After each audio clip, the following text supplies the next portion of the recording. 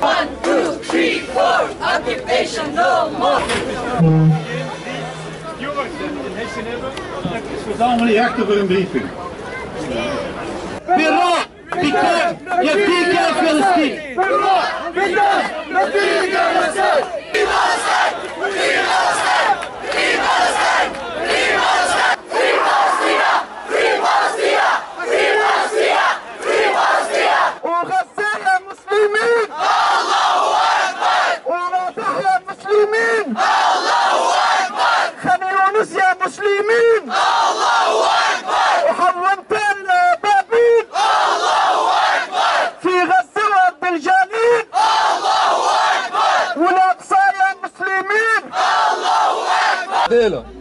Het eerste deel gaat over het verzet in Palestina. En het tweede deel gaat ook over het verzet. Maar dan het verzet hier. En hoe we dat moeten organiseren. Het verzet in Palestina wordt vandaag de dag gecriminaliseerd. Hier in Europa, door het Westen, door de media. Zij worden aanzien als de oorzaak van het probleem in plaats van het slachtoffer. Verzet kan er alleen maar komen als er bezetting is. En niet omgekeerd. De Palestijnen hebben het recht om zich te verzetten tegen de Israëlische bezetter. Dat is een natuurlijke zaak en niet meer dan normaal.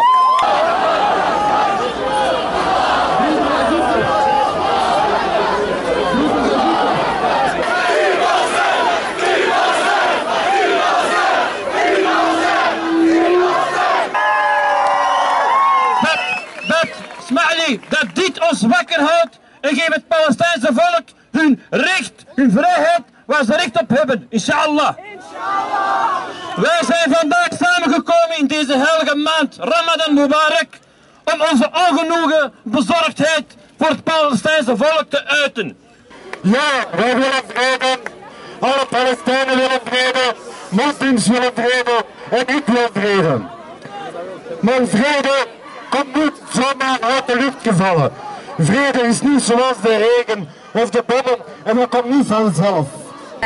En nu vind ik het echt heel brutaal, want nu wordt duidelijk dat elk kind in Palestina, elk Palestijnse kind en vooral elk Palestijnse jongen en elk Palestijnse jongere, er wordt gewoon op gejaagd.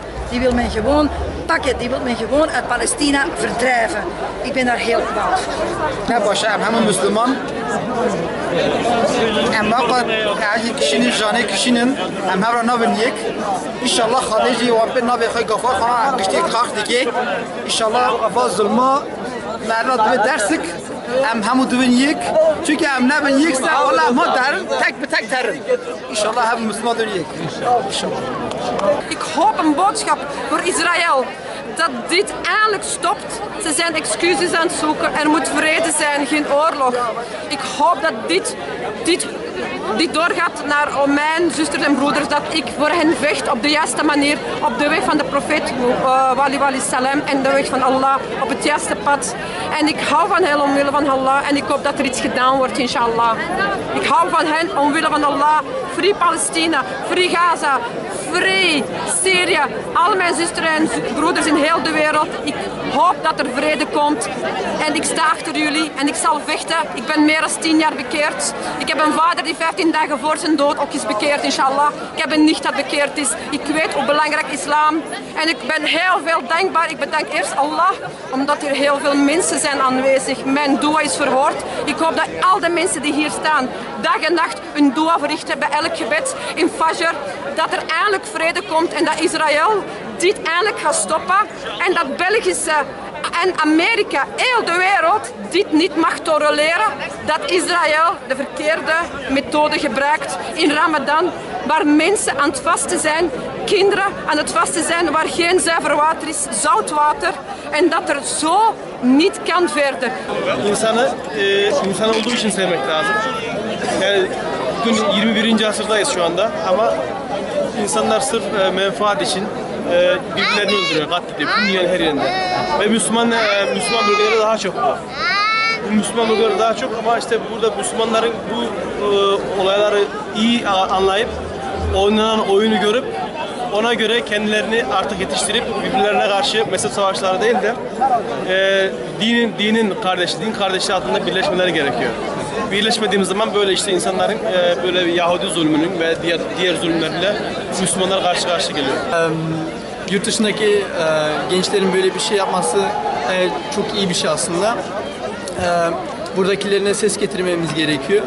Böyle bir gün burada toplandık. Daha fazla kişi gelebilir tabii ama bence yine iyi geçti. Israel does not exist and we are Palestinians. We are not going to ask for only our land back. We will ask for their skulls as a price for the children who were killed in Palestine.